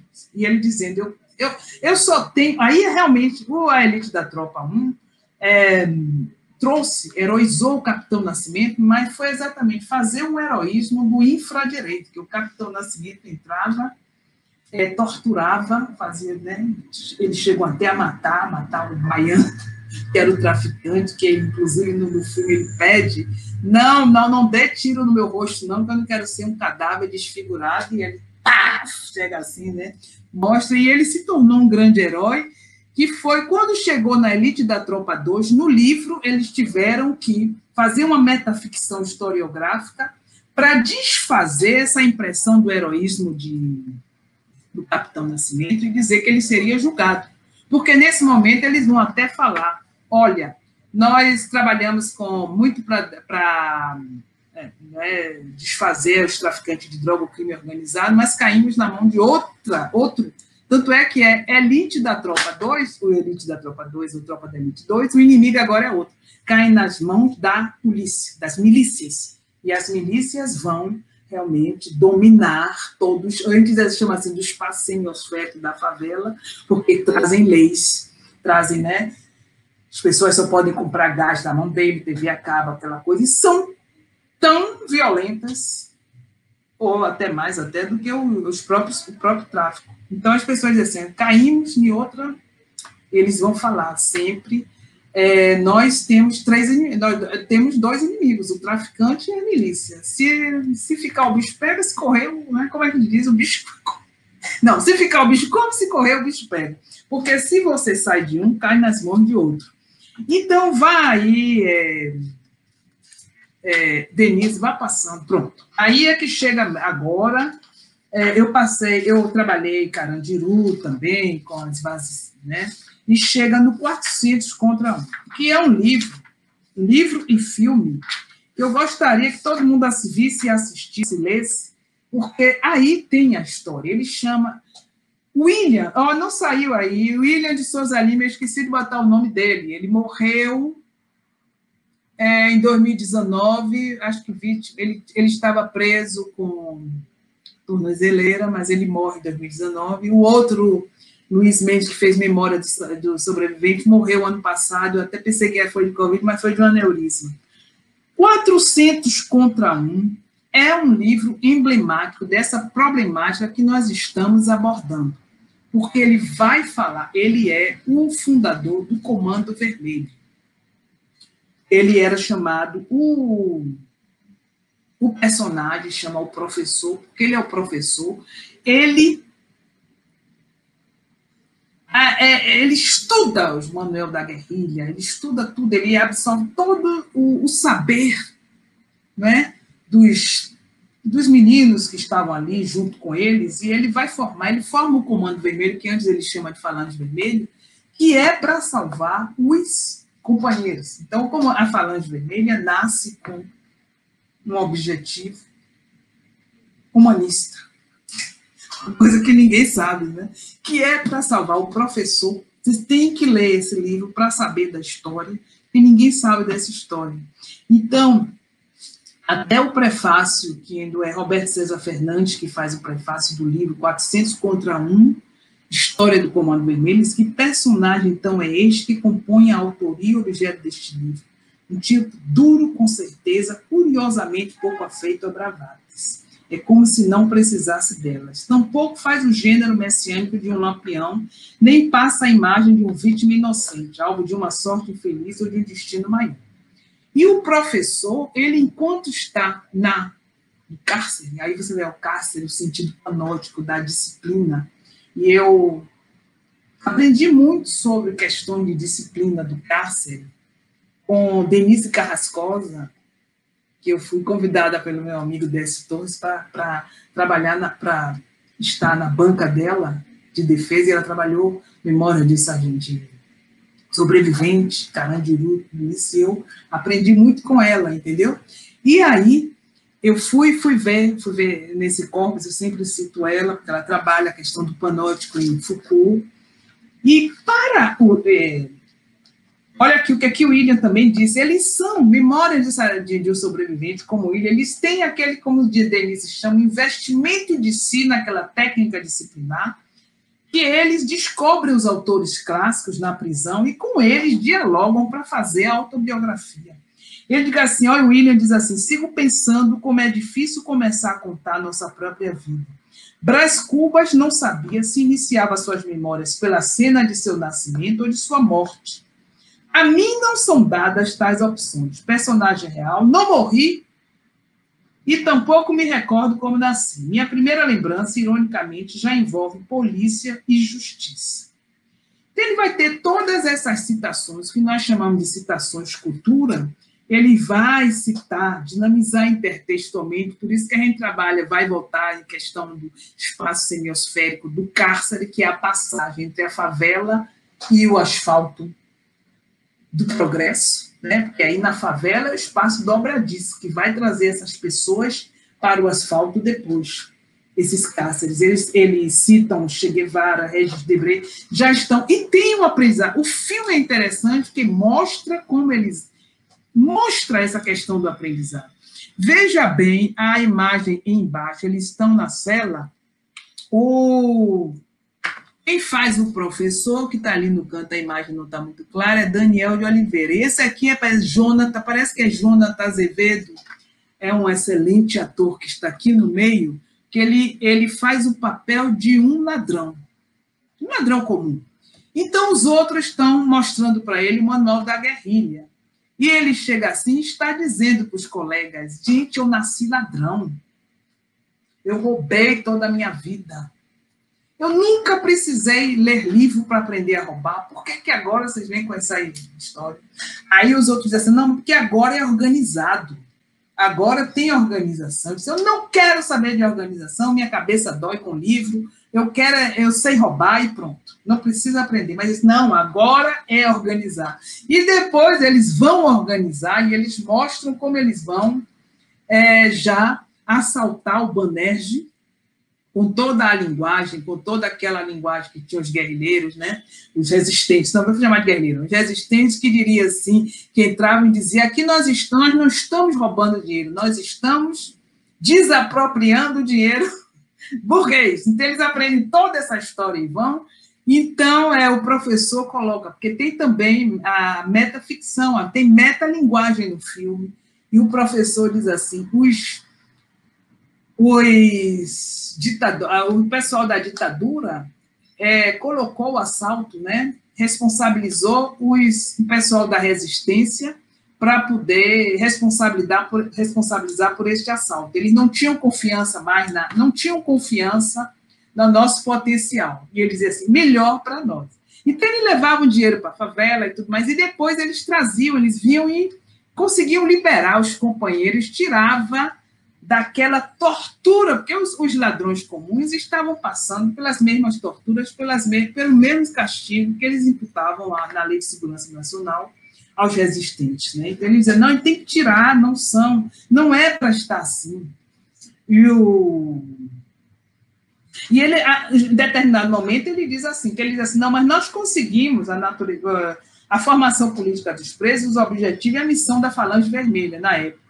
Assim, uma coisa é certa, a população carcerária, majoritariamente jovem, não será recuperada se ficar fiada em celas, brutalizada. Tivemos razão em lutar contra isso. Orgulho-me de ter integrado o grupo que inaugurou e difundiu nas prisões o comportamento, não a organização, que se chamou depois Comando Vermelho. Algumas vezes as batalhas e os motins de que participei ajudaram a melhorar momentaneamente certos aspectos do sistema penal, com o preço de muitas vidas. Então, ele vai, né, vão trabalhar. Eu queria esse aí. Esse aí, o Quase Dois Irmãos, veja bem, é bem emblemático. Por quê? Deixa eu ver aqui o nome desses atores, porque eu tenho aqui, o Quase Dois Irmãos também tem 3 temporalidades, como tem na História do Crime Organizado. Esse daí não tem livro que apoia. Que tem a tradução. Ele já é um filme com Lúcia Murat, roteiro é de Paulo Lins, direção de Lúcia Murat. Então, você tem aqui começa os dois, é como se tivesse a história do Brasil, começam os 2 meninos na favela, o pai do que está, aqui é da minha esquerda, que é um pai de pele clara, quer dizer, seria o branco da classe média, vai para a favela aprender a tocar violão, porque na favela onde está, a natureza órfica da favela, entendeu? Onde estava, e lá o personagem que faz o pai do menino negro é Luiz Melodia, e ele vai aprender poesia e tocar violão com o personagem negro. Mas aí passa o tempo, vem a ditadura e tudo mais, os 2 meninos que brincaram juntos vão se encontrar no cárcere. Um, de um lado, com os presos políticos, que ele se formou, ele foi preso na faculdade e tudo mais, e o outro que se tornou um ladrão de galinha comum, como todos os meninos da favela. Não é? Nessa primeira, nessa segunda é Cássio Ciocler, eu acho, e o nome do outro Flávio Baurac. Então, eles vão, e justamente é aí que tem toda uma discussão sobre o aprendizado no cárcere, na prisão. Eles vão falar como era que deveriam agir, quer dizer, não fuma maconha na favela, na prisão, não faz isso, não pega as coisas dos outros, vocês são ladrões comuns e brigam. E o outro, do outro lado, diz assim, vocês querem transformar a sociedade, vocês chegam aqui e vêm botar regras de burgueses, né, botar já discriminação, não sei, e eles brigam, um pega a coisa do outro, e eles ficam fazendo, chegam ao ponto de um matar o outro, e tem muita violência. Finalmente, na terceira, mas é muito interessante, vocês deviam assistir esse filme, no terceiro tempo, Werner Schönemann, acho que é Schönemann o nome dele, e Antônio Pompeu fazem os personagens. Então, o menino branco, de classe média, se transformou é senador. E o outro é líder do Comando Vermelho. Então, eles vão, né, o que se transformou em senador, vai para a prisão conversar com ele e dizer, não, a gente não pode, você não pode continuar nessa falange, nessa coisa, nessa corporação, porque é muito criminosa. Você tem que sair disso. E ele continua, ele diz, não, você teve como evoluir, mas nós não tivemos. Quando nós saímos da prisão, nós não tivemos onde ir, entendeu? Nós continuamos favelados, nós continuamos pobres, nós continuamos sem assistência, sem direitos, né? Então, nós temos que continuar. O Comando Vermelho é a nossa única salvação. Então, eles vão continuar, ele acaba sendo assassinado, o negro, que é do Comando Vermelho, pela outra facção que vem, porque eles têm as facções diferentes, acaba sendo assassinado, e aí o filho do outro, que é senador, a filha é estuprada por outro, porque ela se apaixona por um rapaz que é da gangue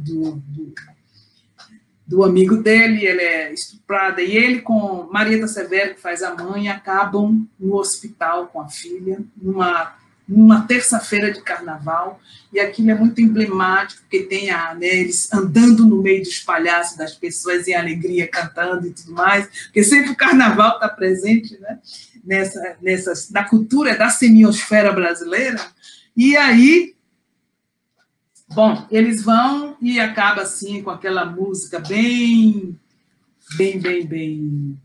de carnaval, mas uma música mais lenta, mais melancólica, falando, temos todos duas vidas, a vida da aparência e a vida, é um samba-canção que fala, temos todas as duas vidas, a vida da aparência e a vida real, e aí vai dizer, quase dois irmãos, que é bem emblemático dessa época.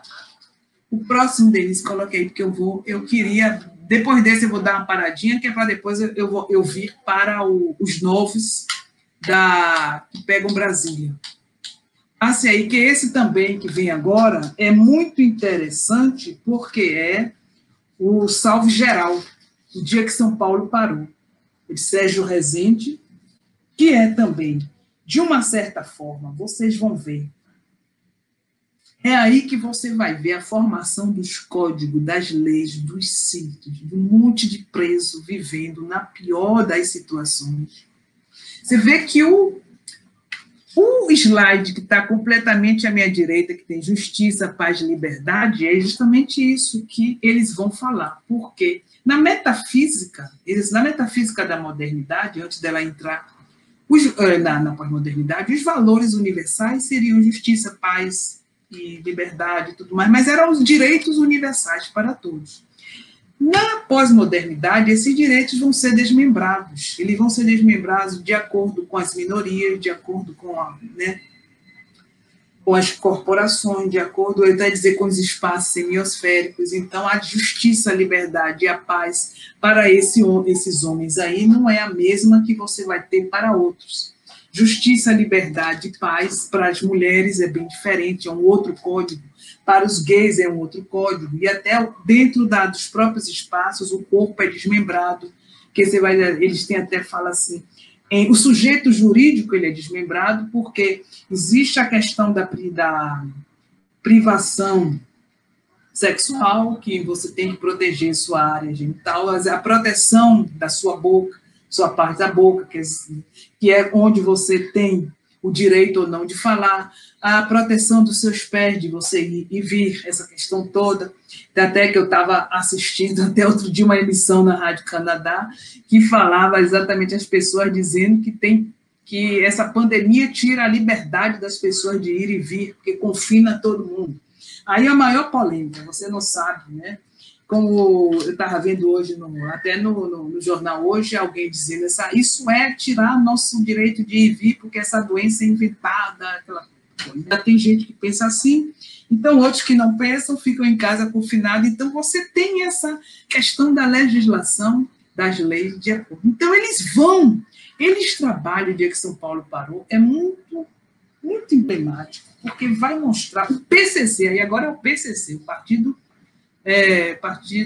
chama Partido Principal da Capital, qualquer coisa assim, que é o PCC São Paulo, e que eles trabalham todos, eles falam, o partido é a minha vida, o partido, eles têm slogans, eles têm um código fechado, um código de justiça que eles próprios criaram.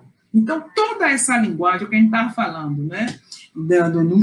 Sempre eu vou ver com o meu quarteto, porque justamente você vê todo o dialogismo em relação, os signos de lei em relação com os exemplos bem concretos, o verdadeiro... e no final do filme é muito interessante você ver de plongé os caras dentro, eles são confinados dentro de uma cela de alta segurança, os dirigentes,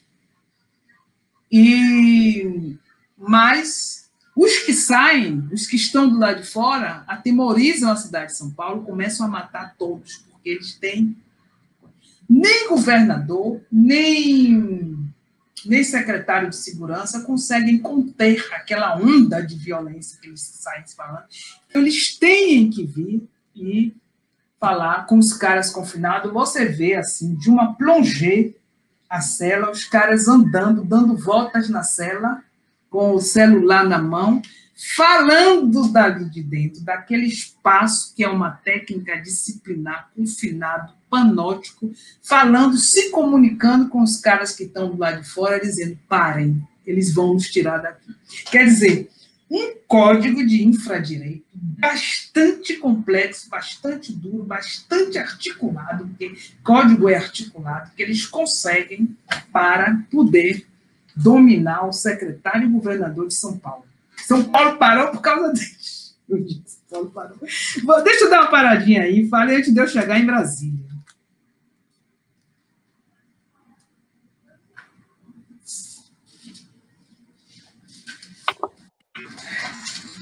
Façam alguma pergunta aí? Isso, estamos ouvindo você. Ainda não. Denise? Ai, não. Aí. Desculpa. Professora, a senhora teria alguma ponderação, algo a nos acrescentar diante dessa explanação da professora Lícia sobre o livro? Veja bem, eu estou aqui com a Maísa Miranda, que está aqui dizendo que é uma explanação plena de luz e coerência. Estou plenamente de acordo com a Maísa Miranda. Obrigada, amiga Maísa. E estou dizendo que justamente Lícia falou aí desse momento com muita lucidez e, eu diria, e detalhes, né? Em que ela traz à tona o labirinto, que eu chamo também de labirinto do paraíso perdido das favelas, através desses filmes, né? Seguido de experiências dramáticas dos memoriosos seres humanos em privação de liberdade. Então, ela começa a fazer esse passeio, enfim, trazendo esses testemunhos pela ótica da arte, no caso específico do cinema, né? Uma arte ousada, né? Que vem com extrema ousadia, e a Alicia também fala com essa mesma ousadia, né? Em que avulta o pontilhado dessas vidas silenciadas que acabam silenciando. Então, a gente fica muito comovido, né? Com a competência com que Lícia trata neste livro eu diria, de um real metafísico, como busca teimosa do real impossível, né? Dessa literatura e do cinema, porque alguns desses filmes que ela trata também têm tradução em livros, outros não, como ela mesma pontuou, não é? Mas da literatura e do cinema como lugares de uma arte resistente, não é isso, Lícia? É resistente, né? Intrigante, né? E que resiste à construção, inclusive, do que a gente pode pensar como estereótipos amordaçantes, né? da literatura e do cinema como espaços babélicos, como uma espécie de cena, de teatro, de linguagens, né? Como semente de escancarados desvios, eu chamaria de uma sociedade sem utopias, porque é o que ela está mostrando para a gente exatamente aqui, é essa sociedade sem utopias. Então, era isso que eu queria, e parabenizar Lícia, né? Porque esse olhar da autora, que é um olhar, evidentemente, também seduzido pela imagem, né? E pela letra, claro, seduzido pela imagem, por esse conjunto de imagem e letra, ela vai trazer essas poéticas, eu chamo tudo isso de poética, você mesmo explicou como é a questão da estética para a gente, né? Poéticas nascidas de diálogos que nós poderíamos chamar de transculturais, que são experimentados na sua extrema diversidade. É essa proposta, me parece, do cruzamento dessas linguagens, literatura e cinema, que passa pelo questionamento de língua e cultura, né? É uma espécie de diálogo que vai fechar o livro da Lícia, enquanto esse espaço físico aqui do livro, mas que abre para o debate.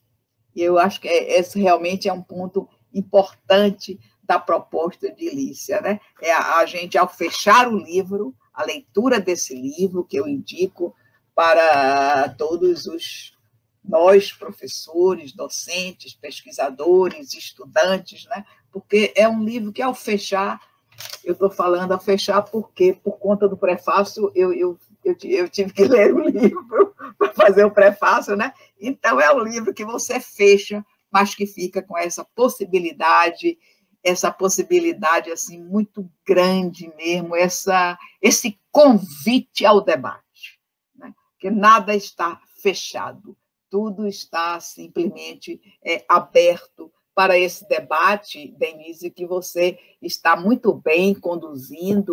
Parabenizo também pela sua condução nesse debate, como uma docente, uma pesquisadora do pós-crítica. Eu sei que você está fazendo seu pós-doutoramento, portanto, é uma pesquisadora do pós-crítica, e isso é muito bem-vindo também. E essa condução, eu digo, uma condução competente, uma condução responsável nessa semana de abertura do Pós-Crítica, com esse livro assim, instigante, intrigante, de Lícia Soares de Souza, Pragmática Pós-Metafísica, o Infradireito. E vocês estão vendo, pela a explanação da Lícia, a familiaridade com tudo isso, é espantosa, inclusive, essa memória da Lícia também. Lícia é uma memoriosa, né? Essa memória da Lícia e essa facilidade com que ela faz esses pontos de ligação entre tudo que ela está falando, e por isso eu termino aqui com Maísa Miranda, explanação plena de luz e coerência, mais uma vez. Obrigada, Denise. Professora Edilene, eu agradeço muito a participação da senhora nessa belíssima explanação. Lembrando o protocolo, eu vou lhe pedir uma coisa. Não me chame de professora e nem de senhora. Eu sei que sou bem mais velha do que você. Estão vendo aqui a Ana Clara Dias Coelho aqui, babando de orgulho dessa mãe. Mas eu queria que você não me chamasse de senhora e nem de professora, que nós somos aqui colegas, e eu bem mais velha do que já sou. E Lícia sabe disso, não é, Lícia? Eu sou um pouco mais velha do que Lícia, uns 2 anos, ela é da idade de minha irmã, de quem foi amiga e companheira, não é? E eu também participava desses carnavais que saíam lá de casa, todo mundo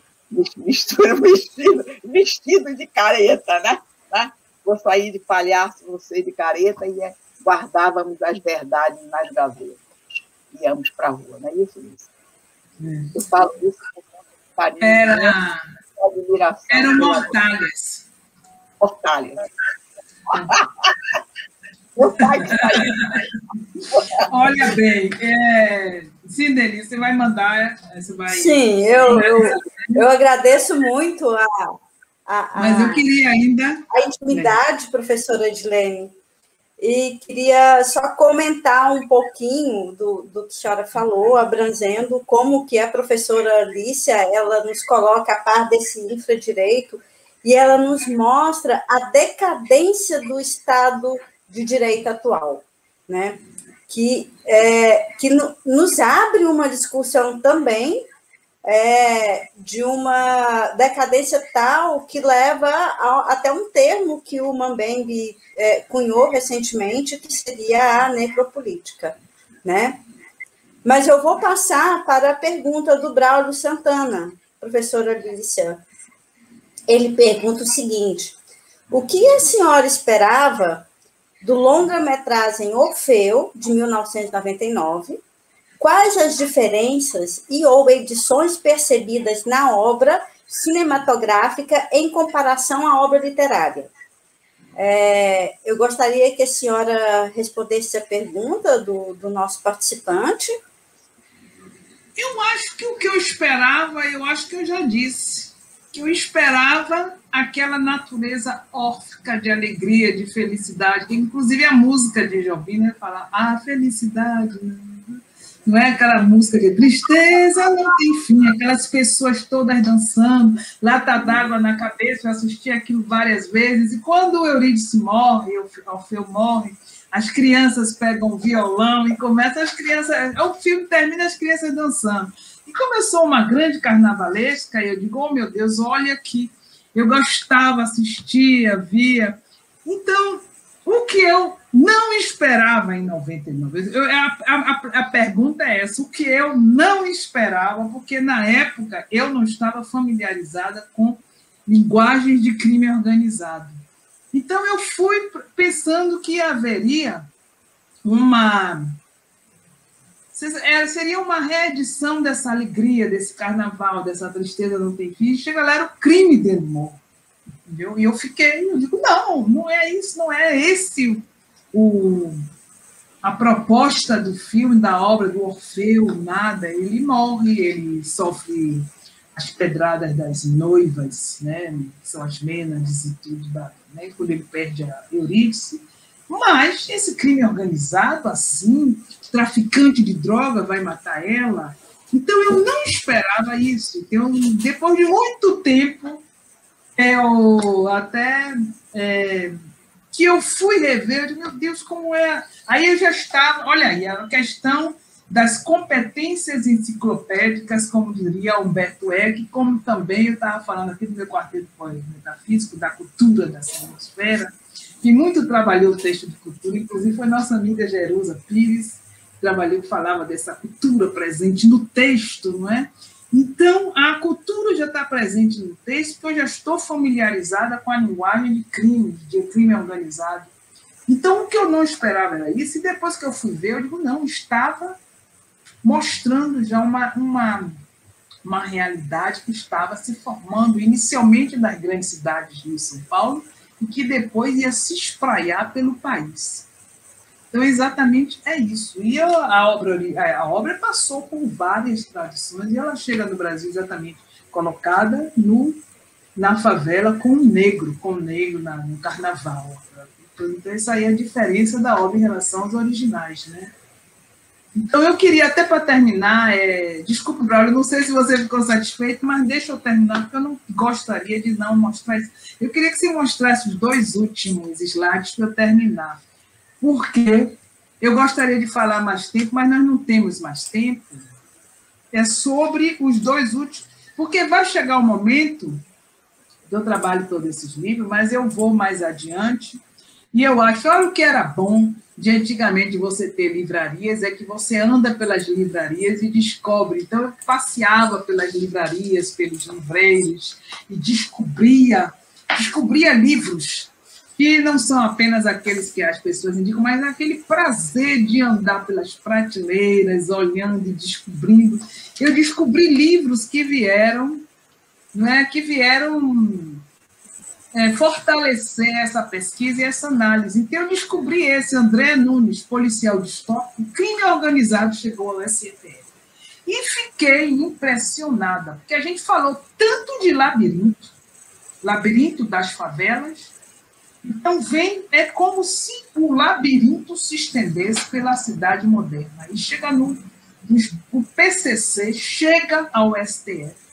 E chega ao STF, é engraçado que eu disse assim, é um policial distópico, porque se ele é um romance policial, tem mistério, tem detetive, tem todos os ingredientes, né? Desde a fórmula lá de Edgar da Rua Mola, mas ele traz também uma crítica, ele traz uma crítica social, política, e tem um estilo literário que é de uma estética, como eu estava falando, uma estética crescente, como eu estava falando da estética do Admirável Prussiano. Ele vai chegar até Brasília e com discursos, com a interdiscursividade, com uma linguagem científica, médica e até mesmo bastante literária, tem intertextualidade, que ele vai falar.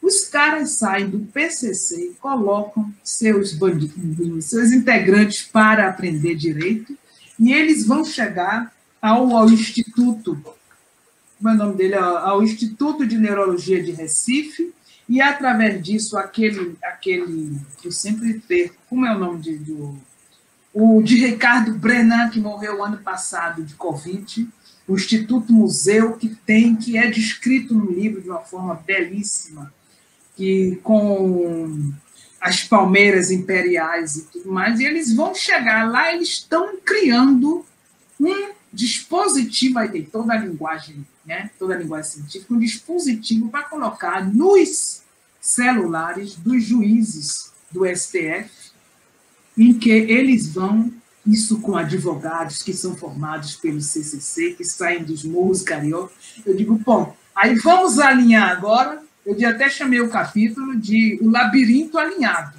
que você vai sair daqueles becos labirínticos para se alinhar nas curvas retilíneas de Brasília. E chega lá, ele vai realmente, né, eles vão tentar, é um crime que eles vão trabalhar com sequências numéricas do alfabeto com o código utilizado em larga escala pelo Comando Vermelho e o PCC, e vão tentar, com os celulares, entrar nos cérebros dos juízes, que é para eles devem parecer todos bons para as questões dos crimes, e eles também vão tentar interferir nas eleições de governadores e todo presidencial e tudo. Então, mas, no fim, eles são pegos, claro, e então uma das pessoas que trabalhavam para o crime, ele diz assim, desde que passei a viver nos morros cariocas, ainda no início da juventude, convivi com muita cobra que engolia cobra garota. Como mulher, tive que aprender muito cedo a representar como sobreviver. Os homens tinham a força física e o acesso às armas. Eu só tinha meu poder de sedução. E acredite, eu soube usá-lo muito bem quando a polícia pacificadora invadiu o morro e prendeu todo mundo, inclusive meu marido. A ocupação dos morros pelas UPPS fez muitos de nós do crime organizado migrar para áreas menos exploradas como o Nordeste. A célula de saúde de nossa organização já me havia pago um curso de enfermagem quase completo quando surgiu a oportunidade de emprego por lá no Instituto. Fiz um treinamento intensivo à parte com médicos que servem à organização. Então, já a gente vai ter menos utopia, menos esperança, porque já é assim uma irradiação, né? O labirinto, ele sai, ele tem dinheiro, eles formam médicos, advogados que vão chegando, e até tropa de elite, e o outro passe aqui mais adiante, eu vou dizer assim, são policiais, sequestro sangrento também, que vai trazer toda essa distopia da política brasileira com infradireito. Esse daí também é escrito muito bem. Esse Osmani Ramos eu não conhecia, eu vim ver a biografia dele, ele é que foi um dos médicos cirúrgicos mais conhecidos do Brasil. Ele seria o substituto de Pitangui, mas ele, refinado, nos anos 70, ele foi para o crime, ninguém sabe como, e ele até hoje é preso, mas já escreveu livros que são fantásticos, que ele fala até da gênese de certas corporações no Brasil, que vêm de vários lugares, assim, um livro, quer dizer, é um policial que fala de crime, de mistério, de tudo, mas que tem aquela visada, que a gente diria, dialógica com a sociedade brasileira, com a política brasileira. E ele aí vai chegar também ao crime, que sai lá do labirinto da favela e se alinha em Brasília com o Senado. Ele vai falar como o Senado contribui. Aí, depois que você lê esses policiais, que aí eu digo assim, policial distópico, não sei como chamar esse tipo de arte, eu diria, gente, esperança pouca, não sei como é, vamos continuar. Bom, ainda tem muitos e muitos e muitos, muitos aí, mas eu acho que chegou o momento. Edilene tem outro lançamento que ela podia até falar aqui para a gente ir.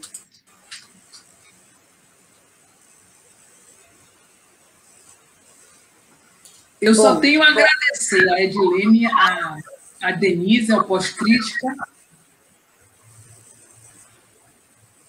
Nós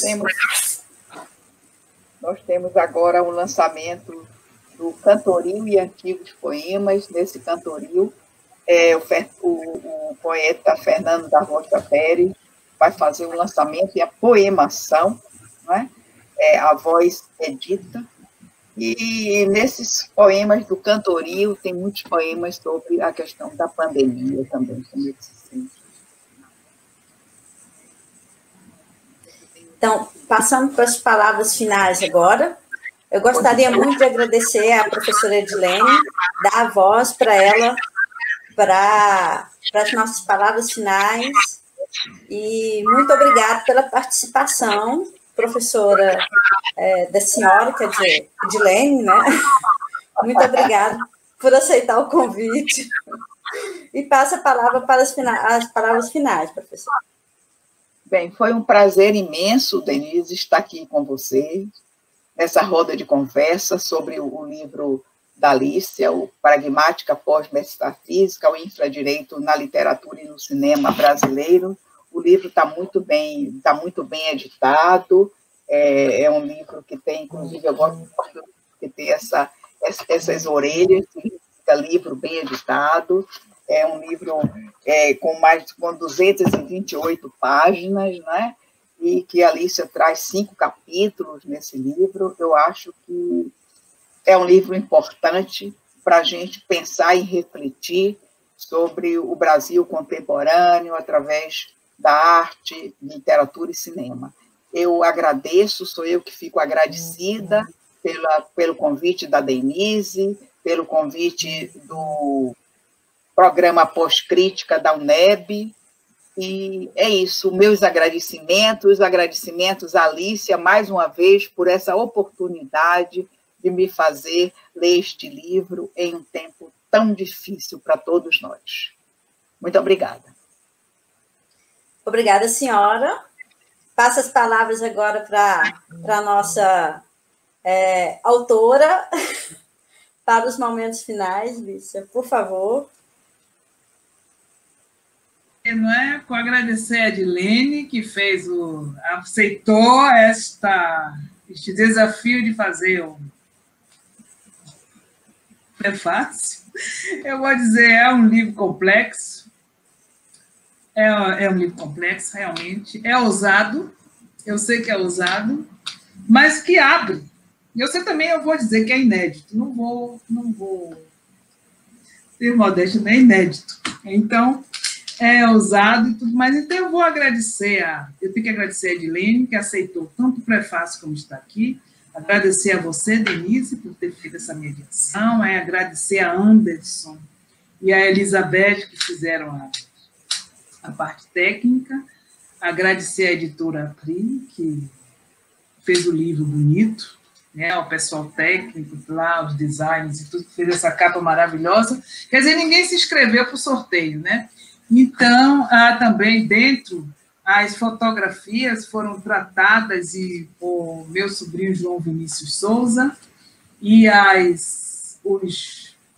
os gráficos foram feitos, né? O gráfico eu não sei fazer. Eu gosto de fazer gráfico, mas não sei fazer nada disso de computador.